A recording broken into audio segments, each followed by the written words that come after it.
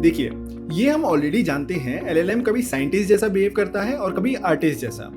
और ये सब होता है एलएलएम के टेम्परेचर की सेटिंग की वजह से। अब हम इसका प्रैक्टिकल यूज समझते हैं। रियल लाइफ में कौन सा टेम्परेचर किस टाइप के काम के लिए बेस्ट होता है।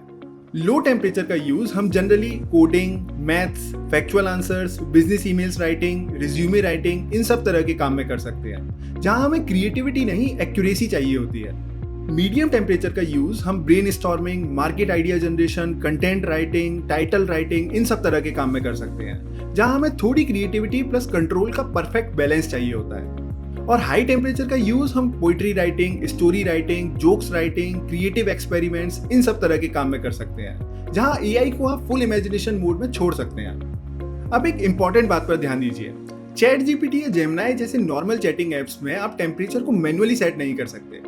ये सेटिंग बैकएंड पर ओपनएआई या गूगल ऑटोमेटिकली डिसाइड करता है based on the user prompt. User के पास इसका डायरेक्ट कंट्रोल नहीं होता है। ये कंट्रोल सिर्फ डेवलपर्स को एपीआईज के थ्रू मिलता है, जहां वो एक्सप्लिसिटली टेम्परेचर की वैल्यू को सेट कर सकते हैं बिटवीन 0 एंड 2।